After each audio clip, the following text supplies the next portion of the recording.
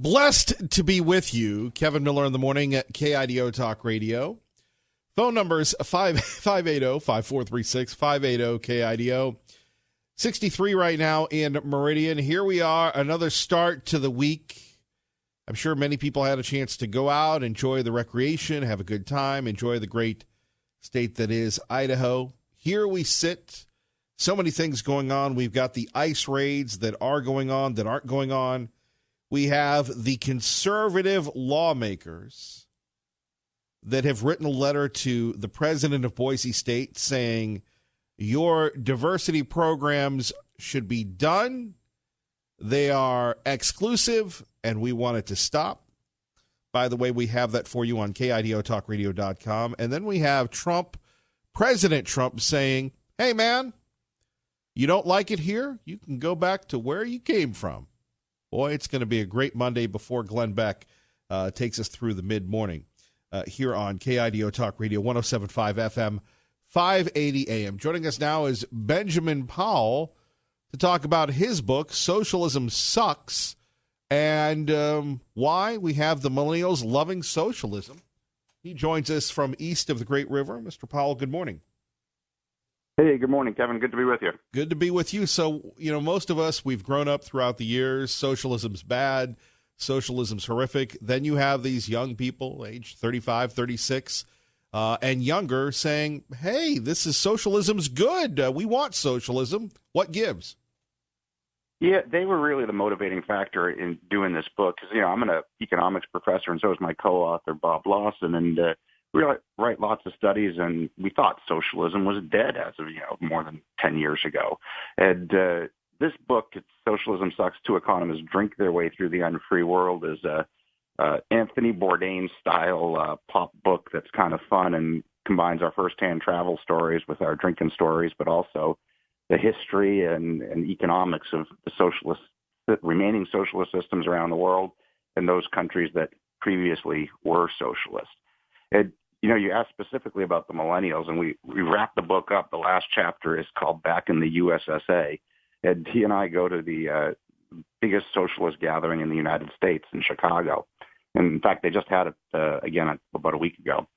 And lots of young people there, 35 and under or 70 and older, ex-1960s hippies, almost nobody in between. And tried to talk to them to see, it wasn't going there to argue, it was going there to find out why you identify with socialism.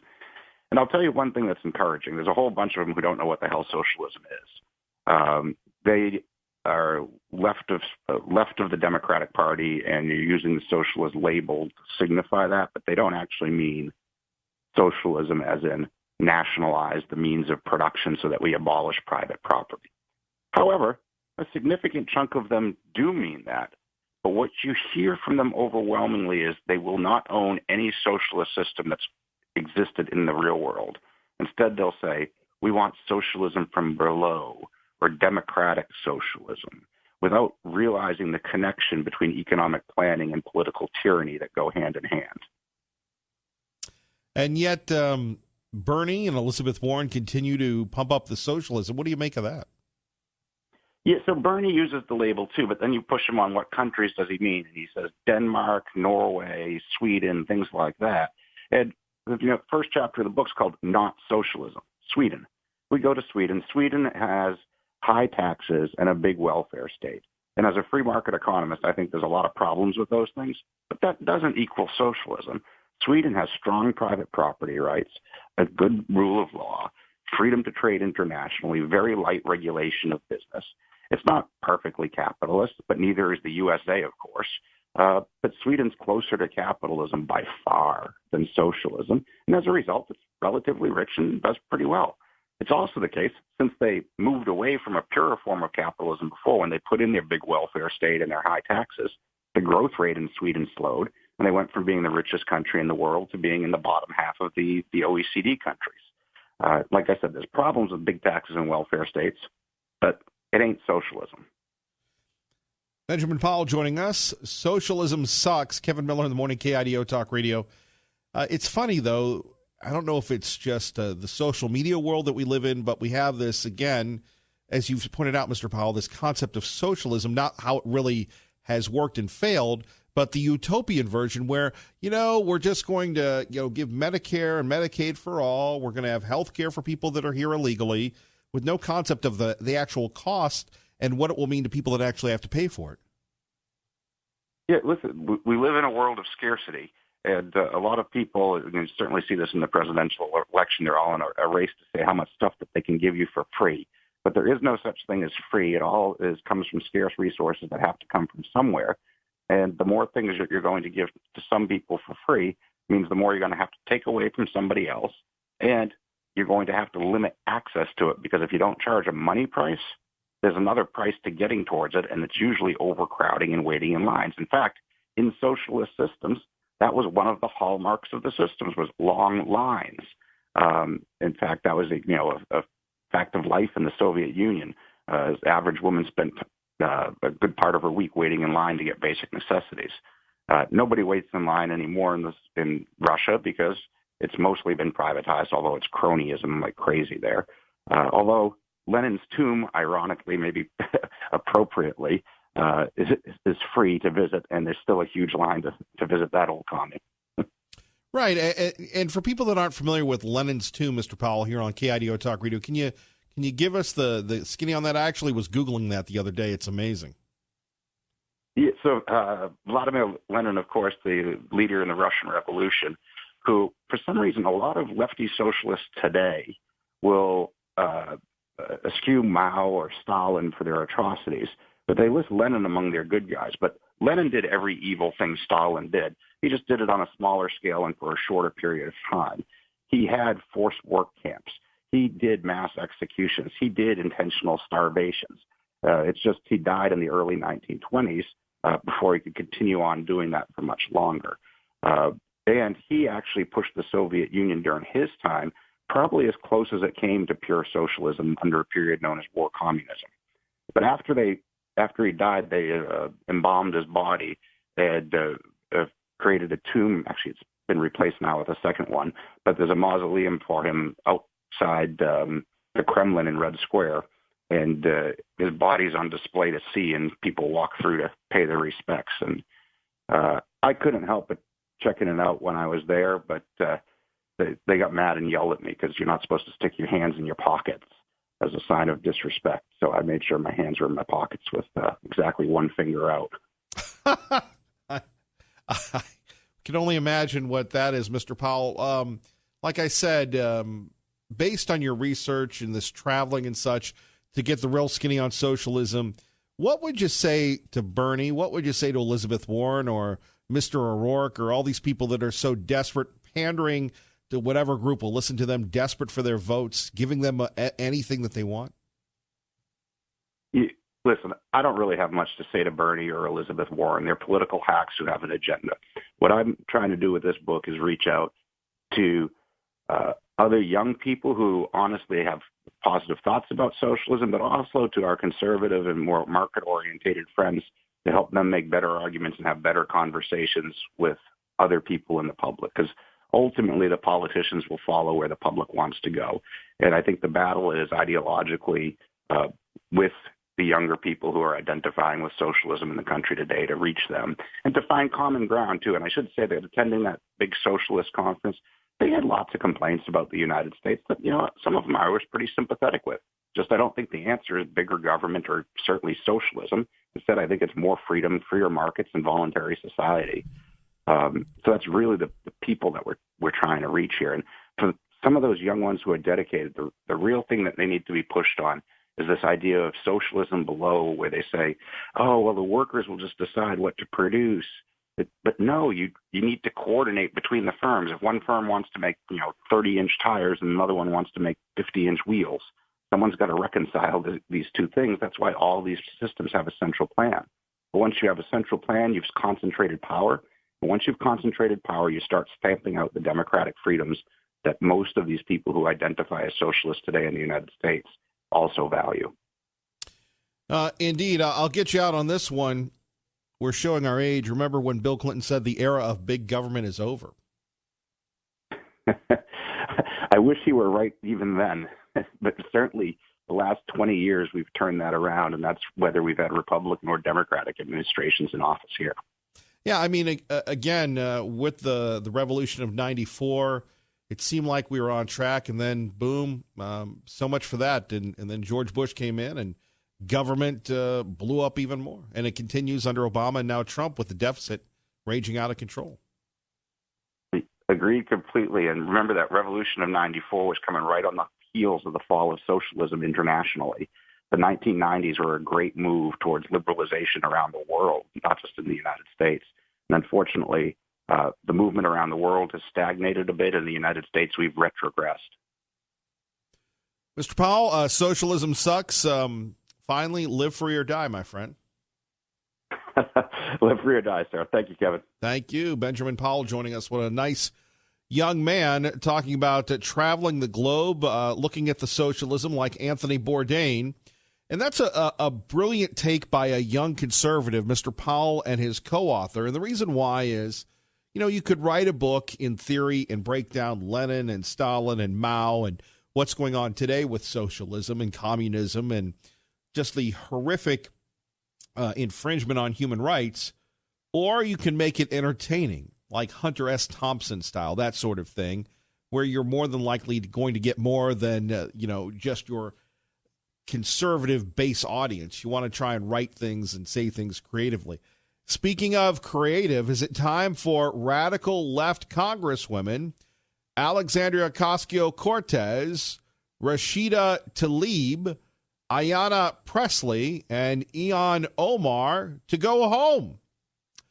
580-5436, 580-KIDO. We give you the president's perspective and seek your reply next. Kevin Miller on KIDO Talk Radio. Rolling right along and creating a radio that does not stink. You might have noticed this is the dog dimes of year. NFL training camps opening up. People talking about Wimbledon, and yet President Trump continues to give us great, compelling content. And how about this? The end of an era. James Bond is a woman. Where have all the good men gone? What is that song, Ray Maya, the cowboy song? Where have all the good men gone? It's kind of an effeminate song, but really, is this the end of masculinity? James Bond has always been a white British guy. Now, James Bond's a black woman. Some will say, well, it's diversity, but what about tradition? Oh, you can't say that. That's racist.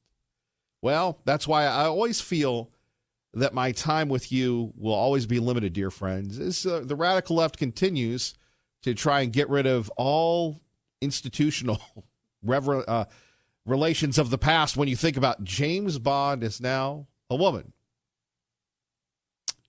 You would have joked about that 5 years ago. Some of our top stories, thank goodness the ICE raids are happening. Another song, Ray Maya, Ice Ice Baby. When you think about this, Ray Maya's going, Kevin Miller, I'm a musician. I don't need suggestions from you. Duly noted, Ray Maya. You have the Boise state president, Trump, Melania, Trump, President Trump getting letters from legislators saying, look, we're tired of the radical leftist agenda of Boise State. And the president telling congresswomen to leave the country. Oh, I am so outraged. The radical left is storming the Bastille. A lot to talk about today.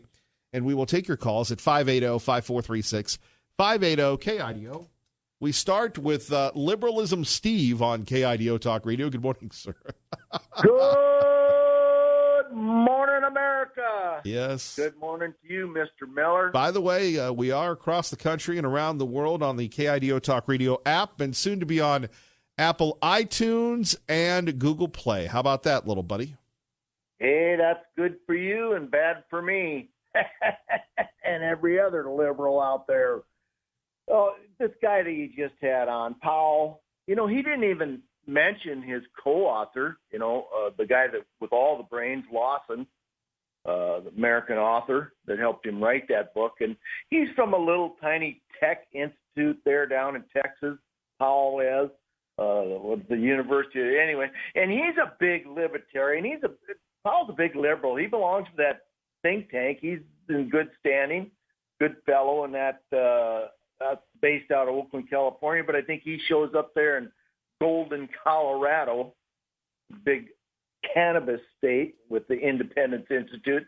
Come on, they're all laughing all the way to the bank. Well, I'm surprised they haven't tried to recruit us, the Independence Institute, but you ever see the movie The Founder? No. The Founder is the story of Ray Kroc. Do you know who Ray Kroc is? Yes. Okay. Ray Kroc is the founder of McDonald's and really cheated the McDonald's brothers, who probably weren't the most astute business people. They made a great burger. He cheated them out of the company, right? No, I've read that story, but that's different than the Founder story. There's a scene in the movie where Ray Kroc is trying to get people to buy McDonald's franchises. So he goes to his buddies in the country club. He goes to his buddies everywhere else. And, they do a lousy job of it. And then he figures out he goes to the folks, the blue-collar people, like my friend Gary, like Patriot Ray, like Ray Jr., like you. And that's what this program is about. It's about the folks, as Bill O'Reilly used to call us, the people, the working class people. It's not about the Independence Institute. It's not about the politicians, although some of them we like, some of them understand the value of what we produce, and some of them we don't care. That's what this program is for. It's for the people. And I know a lot of people pander and say that, but no, we're not here to hang out with the highfalutin politicians. We're here to serve the people of the Treasure Valley. Don't bring Bill O'Reilly the O'Reilly, the Irish guy. He's about as perverted as you can get. Leave him out. He can get out of the country for all I mean. Yeah, he's crazy. Well, maybe we'll tell you to get out of the country. And the diversity, leave it alone. Most of the legislation. You're saying that you like James Bond as a woman, as a black woman. Jane, Jane Bond. Get it right. No. Yeah. Looking for a girl, I ran into a guy. What's with Trump telling people to go back to now? Ray thought he was telling them to go back to their own states. No. And own cities. I agree with you that he was saying go back to your own country. No, he said go back to your own country. Hit the road, Jack. Yeah, and how many people in America this land would have is to your go back land. to their own countries? I wouldn't have to go back to my land. Maybe Ohio. Maybe Nashville. Maybe Carolina. Yeah, that'd be my own country. AOC doesn't Alabama. have to go back. AOC is an American citizen, and there you AOC go. has got it right. I mean, they are so Mr. far Trump ahead says of you. Ilhan Omar should go back to Africa. You can't leave fast enough. I tell you what, Trump is the biggest racist, and so is his father. And they should all go back to their country. So, Trump is history. He's just an old white man as far as I'm concerned. He's getting it all wrong. And the kids coming up now, like AOC and stuff, Pelosi's not thinking right. She'll be out of there soon. And something? You're not going to be able to replace America. Who's that guy from Wisconsin that was Speaker of the House? This isn't where you call in and we have like a personal conversation. That means it's time to go. I kind of feel when you and I talk, that's Paul Ryan. Like yes, that's Paul Ryan. It's like Paul Ryan. When you and I talk, I feel like it's the old Tool Time show. I'm on the side of the fence, and you never get to see me. Well, when you and I talk, it's like the two guys at the Muppets, the guys in the stands. Hey, did you get your photo of the ballet there, the new Idaho ballet? It's time to go. Yes, I did. You're right about that photo. Yes. You stay fired up, Miller, and have a great day. And toilet paper Bob, be careful. Wow. Calling out Tea Party Bob already. We are waking up on the right side. Radio that does not stink. Nobody likes stinky radio. Our time is 6:28. Kevin Miller in the morning. KIDO Talk Radio, 107.5 FM, 580 AM. Traffic and weather together. Good morning, Dave. And I'm Kevin Miller in the morning. So here's what the president tweeted. So interesting to see progressive Democratic congresswomen who originally came from countries whose governments are complete and total catastrophe, the worst, most corrupt and inept in the world, even they have a functioning government at all, now loudly and viciously telling people of the United States, the greatest and most powerful nation on earth, how government is to be run. And here it is, Tlaib Cortez, Presley, and Omar told him, you don't like it? Get the heck out. Omar, the only one not born in America. Now, it's funny. Last week, Cortez was saying, Ocasio-Cortez was yelling at Nancy Pelosi, saying that she's a racist. Now she's not a racist. Now Nancy Pelosi's defending her. It is crazy. Now, again, is this appropriate? Well, I think people are frustrated, and the president reflects the frustration of these freshman congresswomen coming in and just ripping the country. Kevin Miller in the morning, KIDO Talk Radio. Good morning, Maggie. Ago, you replied to the president, quote, as an immigrant who served on active duty, I'm appalled you were telling us to go back. I'm not going back. America is our home. The president has got to know that this is going to rile not just Democrats, but a lot of Americans. What's behind this move? Thank you, Alex, for your question. As an immigrant myself, I know that when we came to America, we were poor. My parents went to flea markets to sell gifts to make ends meet, and eventually they opened a successful small business. They achieved the American dream. It's one reason I joined the Air Force on active duty, because I believe America is an exceptional country. I never thought I would see the day when the President of the United States is telling immigrants to go back from where we came from. Donald Trump once again demonstrates that he's a racist ass. He is dividing Americans rather than trying to unify us, and I can't wait to see him leave the office of the president. Wow, we'll get back to that in a minute. KIDO Talk Radio is your home for Fox News Radio. Joining us now, Simon Owen. Simon, boy, there's never a dull moment in America with President Trump, sir. Good morning, Kevin. Indeed. Let's talk a little bit about one of our NATO allies, Turkey defying our warnings as it takes delivery of Russian missile defense systems. Boy, that's kind of difficult for a NATO ally to be getting stuff from Russia. What does that mean?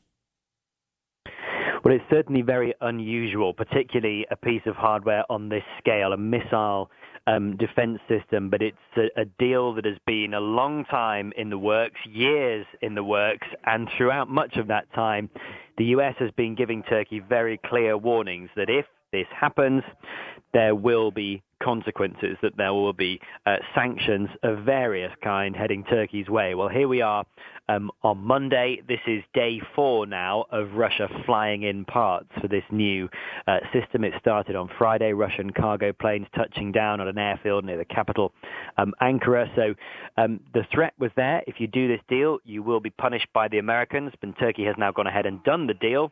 And we wait to see how the Trump administration responds. I mean, as you say, Turkey's a NATO ally. It says it needs this equipment. It says it lobbied the U.S. for a viable alternative and that the U.S. failed to offer one.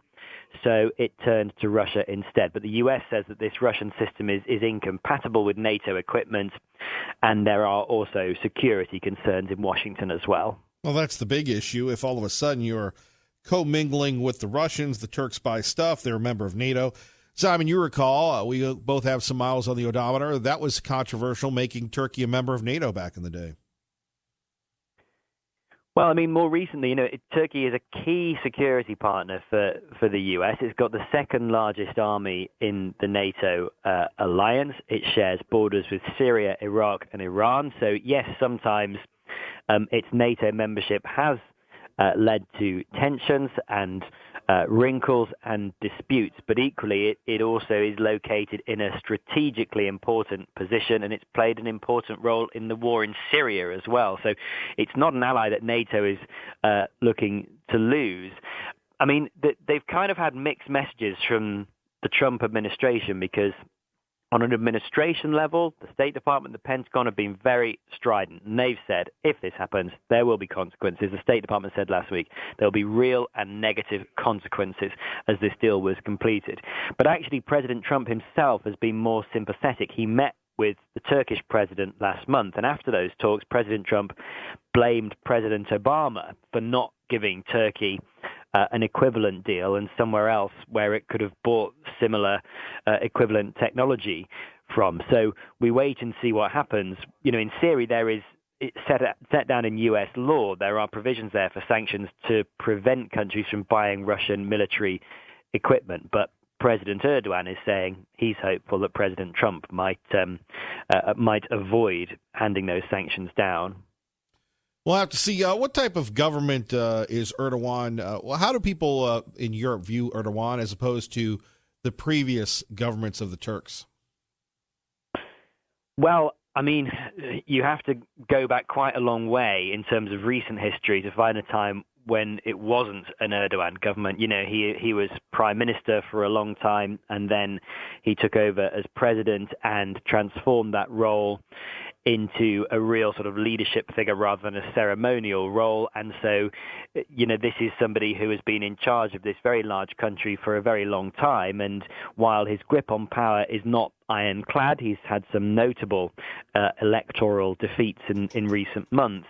He is somebody who's been there a long time, and his critics say that in that time he's become increasingly authoritarian, that he's less tolerant of opposition parties and become more like a dictator than what you might imagine in the West as a president being. So, yeah, I mean, he's seen as a bit of a tricky character, I think, in Europe as well, but he remains an ally, and his country remains a very important partner of the United States. So there is this line to be trod now, but I think ultimately the U.S. is threatening a couple of things. Firstly, sanctions, financial penalties, that will hurt Turkey, but also the U.S. is saying it's going to kick Turkey out of the program for the F-35 American fighter jet. The simple concern there is, at the Pentagon, you know, you can imagine the prospect of this very important flagship American warplane sitting around in Turkey with Russian engineers looking after a missile defense system next door, potentially.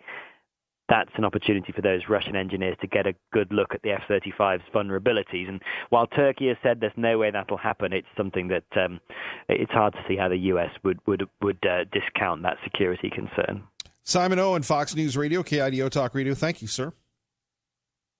Thanks, Kevin. Thank you, Simon from London. That's right, the only Treasure Valley morning show, the only morning show in the state of Idaho that takes you to London, New York, and, of course, all the news right here in the Treasure Valley.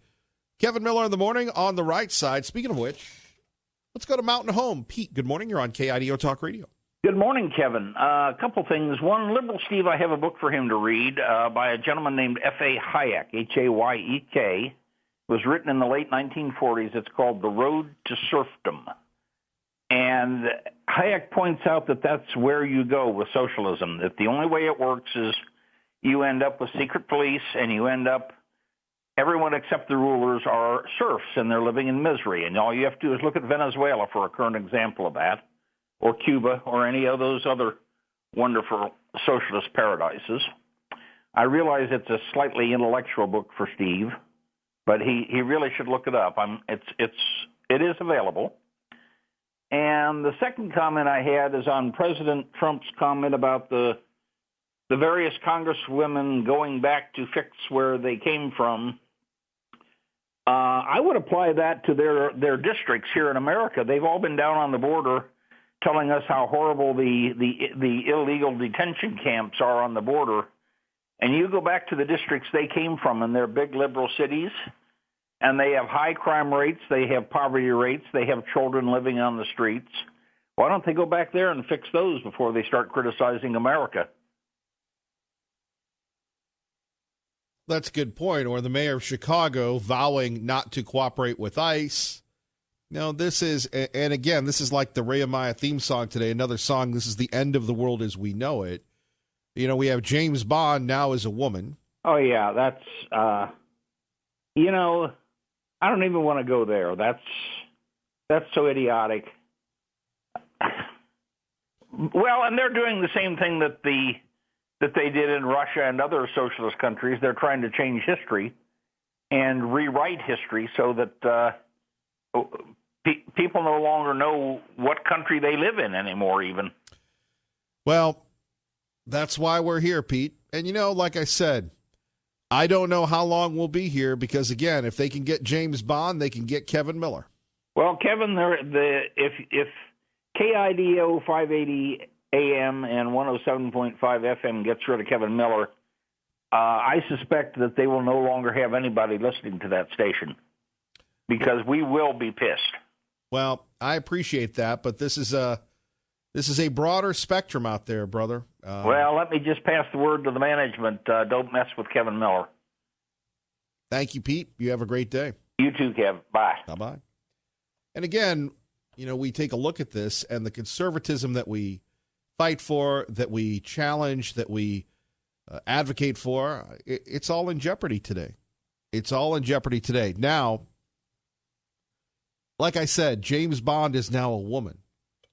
Now you're going to have young people say, well, what's the big deal? James Bond is an iconic man. And now that's been replaced. And no one else, certainly not in the Treasure Valley, certainly not on television. Maybe the big man might say it, but are you kidding me? Again, we're rewiring everything where men are now subservient and women run things. And if you're down with that, great. And if you think that's a sexist statement, so be it. But you have to stand for things. It'd be Jane Wayne today, right? Anyway, 580-5436, 580-KIDO. Talking about the president's comments concerning 4 progressive congresswomen. If you don't like it, go back to where you came from. He's racist. He's xenophobic. He's this.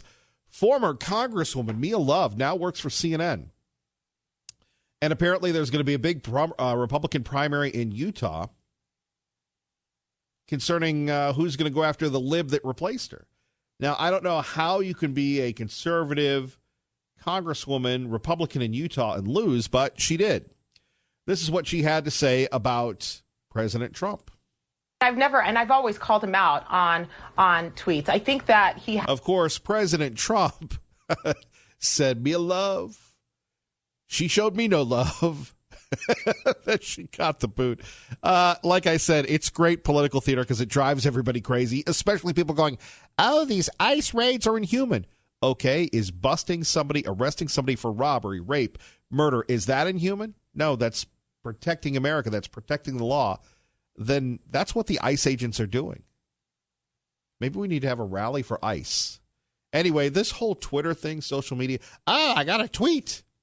It really gets people up in a roar. Here's what Mia Love had to say. has to be more presidential. Everyone is tired of not being a representative of everyone in this country. And when you are the president of the United States, you represent all Americans, even those that you don't like very much. So I think, you know, everyone's tired of it. I've called them out on several tweets. I think that we need to continue to call them out. But I also think that we need to hold all members of Congress also responsible. I always tell my kids, take the high road. And I'm telling everybody else to do the same thing. I'm telling all of the representatives in Congress, take the high road. Okay, but that's a good point by the former mayor of, Saratoga Springs, Utah. Brilliant young lady. A brilliant young lady. Take the high road. Since when has Tlaib, Omar, the rest of the crew, the usual suspects, taken the high road?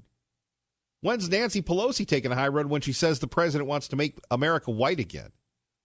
Obviously, this is not good for our unity. It's all about being divisive right now.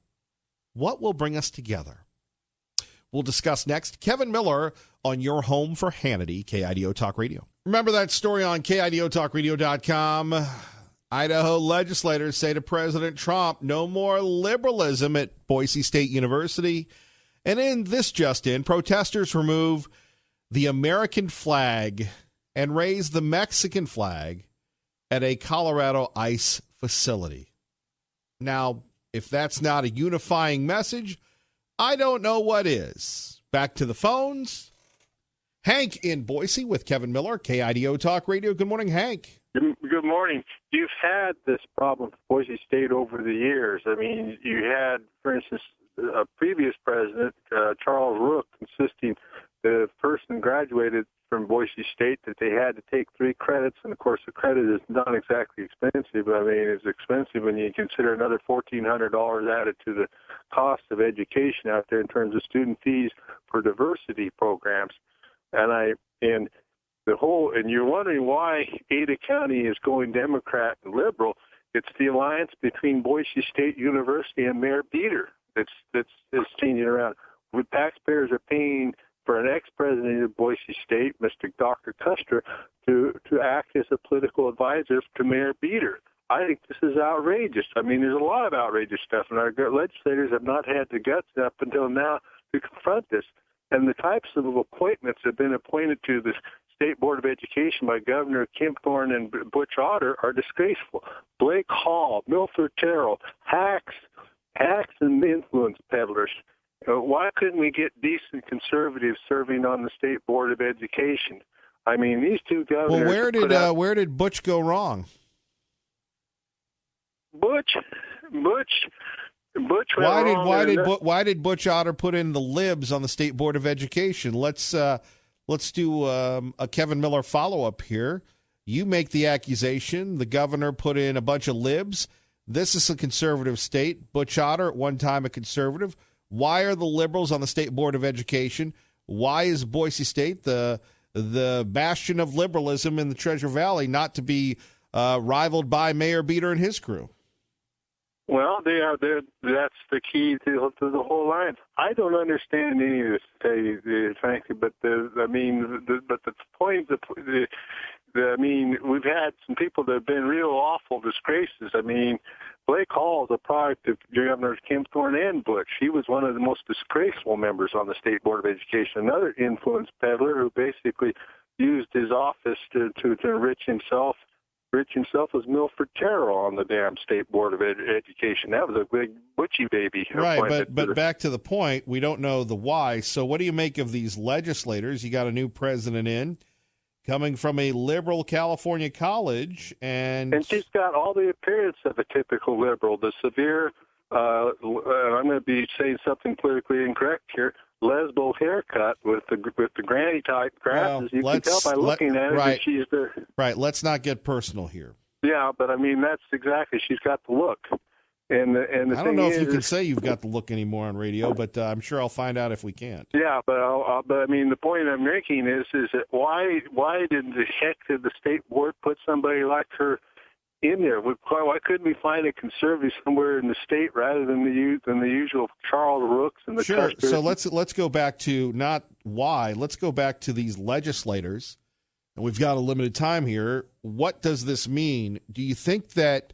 Boise State will do what most people do and just ignore these conservative legislators? You've got the libs in the legislature; they're firing back, blah blah blah blah blah, but this is the first movement that we've seen in some time of trying to get that zoo university under control.